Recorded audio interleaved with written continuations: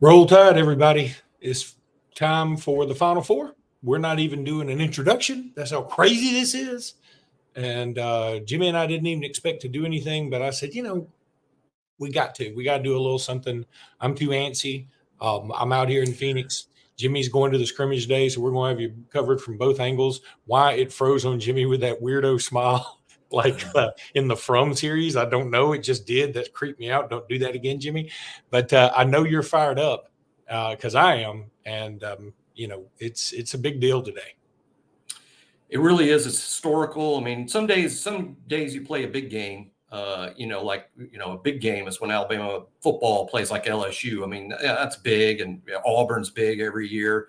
But then it's the national championship. It's historical. You'll be talking about it forever. And this is one, win or lose, that we'll be talking about for a long, long time. Boy, what an historical day. And I've talked about this already today, that, boy, Alabama in the Final Four, a football scrimmage at the stadium in front of a big crowd for the first time in the DeBoer era. The gymnastics team is competing for a chance to go to the national championships today. Softball's playing Ole Miss. Baseball's playing at Kentucky. The track team is hosting the Crimson Tide Invitational on campus today. Golf team's up in a tournament in Nashville. I mean, it is an extremely busy Alabama sports day, but all overshadowed by the history being made in Phoenix. And, I looked at that UConn lineup quite a while this morning, and boy, it's daunting, but also beatable. 2 quick points. Now, NBA Draft Net, that's just a site I go to look at NBA draft stuff. They now have all 5 UConn starters going in the draft. 2 in the first round, the other 3 in the second round. The whole team being drafted. So that shows what kind of a challenge it is. On the other hand, this would surprise people who haven't really looked at the numbers. Donovan Clingan, the show for UConn, the big star, the 7'2" center that's just an unbelievable presence. He only averages 13 and 7. That's his averages per night. 13.7 rebounds. That's less production than Armando Bacot, who we just beat at North Carolina last weekend, right? So Clingan's a great player. I'm not trying to say he's overrated. I'm not saying that at all. I'm just saying, Luke, we've played guys as productive as Donovan Clingan and live to tell about it. It's always tricky because I think another friend of ours sent us something that like 3 UConn guys have shot over 200 3-pointers. Well, we don't have anybody that shot over 200, but we have 7 that have shot 100 or above, or one of them's at 98. Sam Walters at 98. So, I mean, it's statistics can be a little tricky sometimes like that, because if you have one guy that if you're watching Caitlin Clark, you're like, man, she averages 30-something points a game. I bet the rest of her team stinks. No, they're pretty good too. It's hard. You can't really judge it by that, but I understand exactly what you're saying. The problem for me would be that I think that Clingan affects a game more than Armando Bacot. Oh, he does. I think so. I mean, I think he changes his game plan. The number one compliment you can give any player in any sport is, well, we had to change our whole game plan. We're changing what we do because what we do isn't going to work because of that guy. So Alabama loves to. What do we do on offense? There's 2 things, right? We shoot threes and we attack the rim. Attacking the rim may not be such a great idea today. So there's probably going to be more threes than even normal from Alabama, and that's because of Donovan Clingan. So he does affect game plans, which is an incredible thing to say about a player. Also, Tristan Newton, when I looked at UConn's numbers, that's what surprised me the most. That kid is super productive. There's 15 points a game. That's impressive. But 6 assists every single night out, 7 rebounds. That's a lot of production from one guy. I'm worried, even though you would think, well, he's their point guard, let's put Mark Sears on him. It's not that Sears isn't good defensively. He's played very well defensively. Maybe Sears is the right idea there, Luke, but I worry that Newton is so active that if you put your best offensive player on him, he might get worn down. You probably have to play Estrada on him so Sears doesn't wear himself down on the defensive end, because Lord knows we're going to need Mark Sears scoring points tonight. Whew, you ain't joking. And, our a buddy, I mean, I guess he's a buddy. I mean, he's a cohort. that I did a Locked On UConn crossover with earlier this week, he's raised some eyebrows in the Alabama community, calling Mark Sears a munchkin. Hey, look, I mean, I didn't take as much offense as a lot of people did, but I'm like, hey, you're not a munchkin. I mean, come on, bro. But you know, I'm going to tell you a couple of things out here from my experience. Do you know this? Aren't munchkins the term that's referred to the fans of that female rapper Ice Spice? She calls her fans the munchkins. I thought doesn't what's the one that's she's not Lady Gaga. She calls her like little monsters or something. Little monsters, yeah. But I think Ice Spice calls hers the munchkins. So maybe he's just simply saying. I don't know who Ice Spice is. I know nothing about her. But does she have anything original? Because Ice Spice sounds like, okay, Vanilla Ice was big or Iced Tea was big, and so were the Spice Girls, and then I'll call them, instead of monsters, I'll call them munchkins. I mean, I mostly know her from the Dunkin' Donuts commercials with Ben Affleck, and she does sing with Taylor Swift on the Taylor Swift song. I think you and I are the only two. We're going to be on the next Taylor Swift album. She sung with everybody but us. So that's for a reason. Yeah. Ben Veronka, is that how I'm saying? Am I saying that right? Veronka, Vronka. He says, I went to the Sweet 16 and Elite 8 and it was electric. We need that same energy. Totally agree. And I think it will be. I'm going to tell you right now, if I had to rank number of people I've seen out here by fan base, I'd probably go, NC State, Purdue probably tied for 1. Alabama then at 3 if the other one takes 2. And then UConn at 4. I haven't seen any UConn people. Now, maybe they're like Alabama with going to the national championship games in football. Maybe they're like, okay, we'll catch the next one, or we went to the last one, or whatever. I've seen a pretty good many Alabama people. I saw some down in the hotel this morning, down eating breakfast. Wish I'd dressed up a little more. No one's local. No one's local. Everyone had to travel for this. I mean, yeah. Purdue is the closest team, right? And they're not close by. God, that may be right. But look, here's the other thing. All that's true. And here's one thing that makes the Finals Four so much fun. And I wish that everybody could go check one out, because yesterday I went to shoot around. And the first thing that I thought was, as Alabama went out there, was, we weren't shooting very well at first. I have no problem saying that. I've seen the video of Sam Walters making 4 in a row, missing one, then making 4 in a row. I've seen the video of Nick Pringle making 1. They did all that after I left, because when I was first there, they were not shooting well. I'm just telling you the truth. And I got it. I wasn't mad at them. I got it. And first of all, my son, who's at Arizona State, was like, maybe they're just getting it out of their system. And I was like, that's a good way to look at it. Like your positive outlook, son. You've been out in the West too long. And then I also thought they got to get you. This is why shoot-arounds are so important in a stadium like this. I can't do justice. If you've never seen a basketball game in a football stadium, you can't do it justice on TV. You need to be here to see, oh, my God, your depth perception is just totally screwed up forever. It's messed up. How many people are they going to let in the dome? Is it every seat full like an Arizona Cardinals game? Boy, it could. I mean, I guess theoretically it could even be more, because where my seats are, I'm behind the basket. I'm actually happy with my seats. You know, again, for those who don't know the story, I got my tickets a long time ago, not thinking Alabama was going, just for my son because he's out in Arizona. And so these tickets I got are in section 139, which is behind the basket, and I'm way up. 139 is like a artificially made section for this game. So you're not sitting in football seats. No, I'm sitting way up. Now, there are people sitting in football seats, but my seats are not that. They're a little closer. So they're not super close, but they're close enough. But I guess what I wanted to say was, and this is what makes the Final Four so much fun and so much different than the football playoff, and why playoffs don't work universally, okay? One of the reasons, not the only reason. But, you know, I was walking around yesterday at the shoot-around, and I spent probably about $400 in merchandise. Look, I got this cap. You know, we got shirts. I even got a banner. I mean, look, when's the last time you bought one of these things? I didn't bought one. Is your wife going to let you hang that in the house? I'm going to put it in her closet. I would not be allowed such a thing. No, I'm going to put it in the office where I do this podcast, and I call it office perfect. loosely. Most people would call it a water closet. But okay, so I'm walking around buying merchandise and just watching and taking it in, right? And I saw a guy with a Kansas State shirt, a guy with a Tennessee shirt, a guy with several guys, a few, like a group of guys with Iowa stuff on, guys with Mississippi State stuff on. Obviously, Arizona State, UCLA, USC, saw all that because it's kind of close. Saw Syracuse, Miami of Florida. I'm trying to remember all of them off the top of my head. I should have written them down. Michigan State, Michigan. Were these all the head coaches from those places? No, these were, if they were, they have made some very poor head coaching choices.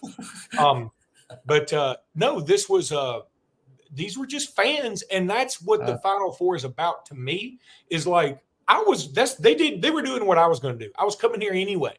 I was just going to come and take it in and do something fun, right? Just like I did in 92 when it was the Fab Five, Bobby Knight's Indiana, Duke with Hurley and Leitner and all those guys, and Cincinnati with Bob Huggins. I just went to Minnesota because I had a connection up there, and me and my buddy went a long time ago. It's just fun. You don't really do that for football because it's different. I mean, the two teams are going to play in different places. I mean, the two games are going to be in different places. They're not grouped together. Now, if they grouped them together, it might make it a little more fun. But like, I think in basketball, first of all, I told my wife this morning. She was like, "Are you going to stay if we go to the title game?" I want to, and I probably will. I know I will. But part of me is like, I got to get back to work. I just came back off another vacation.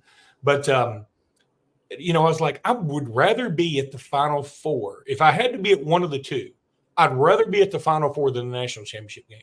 Hands down, no questions asked. You mean if Alabama wasn't in it? If Alabama was or wasn't in it. If you said I can only go to one of these two, I'm glad I'm at this one. Now, if Alabama's going to make the championship and I'm out here, I'm going to rearrange some stuff and I'm going to go. But I'm saying, if you said, Luke, you can only go to one of the two, I'm going to the Final Four part. It's wild because the other team, the other fans adopt somebody. And I think they will adopt Alabama and NC State today because we're the two underdogs prohibitively. Yeah. I think fans will root for the underdogs. You're going to NC State Purdue, I assume. Oh, definitely. Yeah, we're leaving. Like, there's a fan fest thing here. I mean, yeah. I looked into a lot of this, but like, I'm at just a home to suites or whatever by Hilton, right across from Footprint Center. So we went to the Suns game last night. I'm talking about, I could easily roll a bowling ball to the Footprint Center. That's a weird way to put that, but yeah, I could do it. And so we went to the game last night. It was against Timberwolves, a lot of fun. You can actually bet at the Footprint Center. They have a fan duel down there, like a bookmaking thing, sports book. And so I went down there and put some money on the Suns to win money line, won a little money. Of course, I lost it all playing poker earlier the day, but that's not, you don't have to know about all that.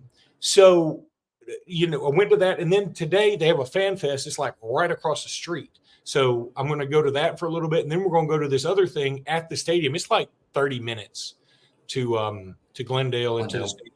Mm-hmm. And by the way, they are building this resort, VAI. I'm going Vi. Vi? Yeah, I think Vi. Not Via. He's a famous guitar player. Famous guitar player with that last name. That's how he says it. And it's spelled VAI. Vi, Steve Vi. All right. They are building this resort, and it's monstrous. And it's got like all this shopping, huge, monstrous water park.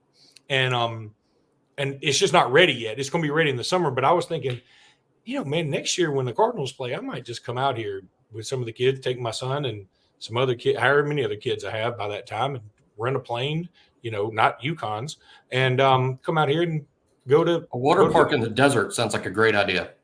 A water park in the desert, because I think of there being no water there. I can imagine people lining up and like, we're not here to swim. We need to drink this water today. We're out. There is no water. I mean, like, the lake in Vegas is like completely drying up, right? They've like got it to levels where the rich people are going to build a water park for people to swim and poop in. Yeah, it is. And every time you do, like when we were in Atlantis last weekend, of course, every now and again a kid would poop in the water or whatever. So they got to, close it all down, get it all cleaned up, get all that water out of there, get some new water. And it's just, I mean, we are very wasteful creatures, but I love it. I'm happy. I love the slides. I love water slides. Anyway, yeah, I'm really excited about this. I'm telling y'all, this is, I mean, my son just called me. We're going to meet about 10:30 this time, which is 12:30 your time. And I should do that math quicker. And then we're going to go on over there and, we'll be out there for hours before the game either of the game starts. But there's plenty. So much to look at. There's a lot to do. Sensory overload. I call this sensory overload. Too much to do, too much to look at. You just get sensory overload. It's kind of like about 25, 30 years ago, the way I looked at going to a gentleman's club. There's so much to do there. Why can I not go? And you're taking your son to this thing. I'm taking my son. Anyway, so oh shoot, I had something else I wanted to say about this, but I'm just super excited, man. I mean, it's been like I'm still of the mind that, like, win, lose, or draw, I'm fired up, super proud of this squad. We have broken the glass ceiling. I told somebody on the radio the other day that until you ever get to the Final Four, you think you'll never get there. And then once you're there, now that we've been here, I'm like, why can't we be here next year? Why shouldn't we be here next year? Well, this is why. UConn is trying to become the first team. No, UConn is the first team to make it to the Final Four after winning a national championship since 2007. So it's really difficult, obviously, just to get to the Final Four after you win it. So that's my plan for Alabama, to win it, and then history says that we wouldn't be able to get back the next year. But now I think Alabama's reached a point, Clint. So, I mean, Luke, somebody said on our board, somebody said on our board at BOL that this is the game that's going to launch Alabama into the national conversation. And I'm like, Alabama's been in the national conversation. Yeah. We've been in the national conversation. This was just the logical next step. We've won the SEC, which is one of the very toughest conference, maybe even the toughest, but one of the toughest conferences. We've won it twice. We've won the SEC tournament twice. We were the #1 overall seed in the NCAA tournament. That wasn't even Nate's first trip at Alabama to the Sweet 16. It was his third. So we're already launched. We were launched a while back. This was just the natural next step. And Alabama's going nowhere. Now, where I'm going to get frustrated, and we can already start getting me frustrated right now, is now that Nate has gotten us to the Final Four, now it's going to become the expectation.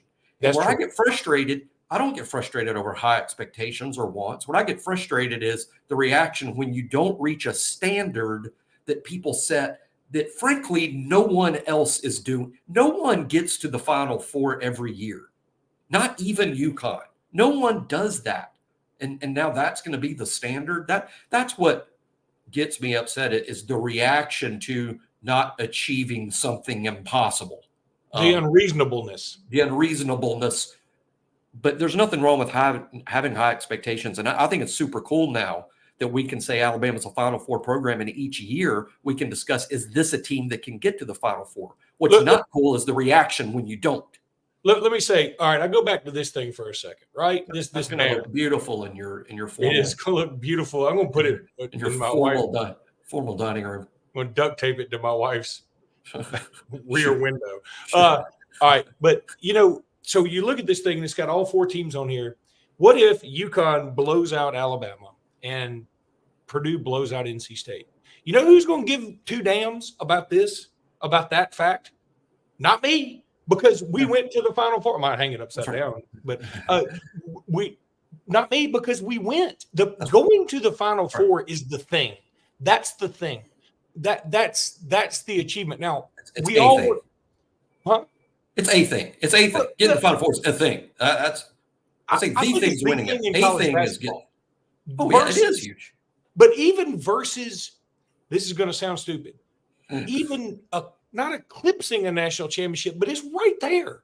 If you get to the final, if you've ever been, people just think, okay, they did it before. And so you look at NC State, it's not, In fact, this team is more of an underdog than the 85 or 83 team, I think. Wasn't it the 83 team that won it all for them? 83 is they the were like a Bono 6 team. seed. Now, we didn't have as many teams back then, but they were a 6 seed, right? Yeah. And so this is even more of an underdog. But people look at this like people remember that. It was a classic victory and all that too, and Lorenzo Charles and all that stuff. But I remember it well. At the same time, it's once you go, you've crossed a barrier and like you're into this exclusive club. It's like hosting Saturday Night Live. I mean, Auburn made it 5 years ago, and they haven't stopped talking about it. As a matter of fact, they apparently claimed some sort of ownership over making it to the Final Four. They were very upset that Alabama was practically trespassing on what they perceived to be their personal property. The number of Auburn fans who have posted messages about, well, they didn't have to go through our gauntlet of Kansas and Kentucky and North Carolina. Nobody gives two rips about that. True. I mean, yeah, my answer to that is true. So did you face a tougher gauntlet this year because you had Yale and lost in the first round? Is anyone complaining about NC State's route or Purdue's route or UConn's route? I mean, and again, Auburn lost to Yale. I mean, we beat better teams than Yale, and Alabama did beat the number 1 seed in the region to get here. Now, it is true. I gave Auburn a ton of credit 5 years ago. And they should get literally credit. The blue blood gauntlet they went through to get to the final. It was extremely impressive. Congratulations. That was awesome. That really was. But getting to the Final Four is an achievement, period. No matter who you play. I don't care if you beat a 16 and then a 12 and then a 7 and then a 9. It doesn't matter. The same people who were jumping up for joy that they won the SEC tournament won't admit that they played nobody seeded in the top 4 seeds. You understand? Yeah, no, the best seed they played was a 5 seed in South Kakalaki. And then they played a Florida team that lost one of its best players in the first 3 minutes of the game. So, but they hung the banner. And we're not devaluing, and I'm not devaluing. That was an achievement to win the SEC tournament. This is a good league, but it's not like winning the national championship is BYU in '84 when you play a bunch of dented soup cans and then a Michigan team that was 6-5. It's not the same thing. In this basketball tournament, we all see it. Weird things happen, like Yale beating Auburn. Those things happen, and you have to be ready for the contrasting styles every other day. So, I mean, that whole thing just gets on my nerve. Again, the fact that Auburn beat Kansas, Kentucky, and North Carolina on their way to a Final Four is very, very interesting and cool and unique. No doubt about it. It does not diminish anybody else's Final Four. I don't care what you say forever. So, totally agree. All right, Jimmy, really quickly. I've got too much. I don't know if I got Roll Tide Willie fever or whatever. I'm going to say Bama 82, UConn 81. I don't really believe it. I'm going to say it. And because today they're not going to lose because Luke didn't believe. You can bet you took us on that. Yeah, I'm going to feel the same way. I'm going to pick Alabama to win. How about this? 81-80. Because I think the score is going to have to be up there. So I've changed my mind a little bit about that. Before, I wasn't sure it was possible that Alabama could score that many points against such a good defense. But I'm going to go 81-80. But I'm also going to say, again, not to hedge my bet, but just I think Alabama's going to have to make over 15 threes to win the game. So Alabama 81-80 behind over 15 threes. If there's not over 15 threes made, then throw my prediction out the window. Listen, all week long I've said UConn's going to win this game probably by 8 to 10 points every day. Today, just for one day out of this year, I'm going to believe that Alabama's going to beat UConn. That doesn't make me a homer. It does make me a Bammer. I don't mind. Roll Tide Willie. Yeah. I don't give a urine about nothing but the Tide. I'm trying to clean it up for y'all. With all your gentlemen's club talk early, which, by the way, is a terrible name for that whole enterprise, isn't it? Isn't it It is. We're not gentlemen club. We're not going to be like Gentlemen Tonight club. That is really true. The gentleman club would just go somewhere and eat a nice steak. Well, I mean, because if you called it, Big Lou's Skank Emporium, nobody's going to show up, are they? No offense to gentlemen's clubs or skanks for that matter. I don't even know if that's a bad word. I'm teasing. I'm probably fired. I'd be curious. Not saying I'd go, but I'd be curious. All right. So, Jimmy, we have made our predictions. Here we go. Look, James Bond. He just said, y'all remember the SEC championship. I mean, I thought Georgia should have won that game. I still think Georgia was probably the better team, but for that day, we won. Yeah, I picked Alabama today, to win. That's what I'm saying. All we got to do is be better today. We don't have to beat UConn any more times than today. So let's go do that. And I agree. And I agree that if we played Georgia 10 times, Georgia would probably win more than 5 of those Agreed. 10. But I picked Alabama to win that day. But one thing I picked Alabama to win that day, I thought UConn is significantly better than Alabama. But they've only lost 3 games. They've only lost 3 games. But they did lose a game to a team that we played, and we lost to them less. And we lost to them by less, yes. Alabama can beat Connecticut. They really can. And I love the hockey. Somebody brought up Herb Brooks' hockey speech, back in the 1980 U.S. Olympic hockey team, the greatest upset of my living life when the U.S. college Olympic hockey team beat the professional Soviet team. Herb Brooks said, if we played them 10 times, they'd beat us 9 times. But today is the day. Today is the day. Today is the 1 out of 10 times we do beat them. And that's I love that speech as it applies to this. Today is the 1 out of 10. And frankly, I think we'd beat UConn more than 1 out of 10 times. I really do. What's the speech in Braveheart? I think we'd beat them 3 out of 10 times, to be honest. What's the speech in Braveheart where Mel Gibson goes, if you could trade all those days to this one, I can't remember. It's good. Go run Braveheart. Good, though. It was good. I hope Nate Oates is wearing that same makeup too. That would be great. Well, I hope he knows the speech better than I do. If he gets up there in the makeup, I just want him in the blue and white makeup and holding a spear of some sort. If he gets up there with the blue and white makeup and he's like, y'all remember Braveheart?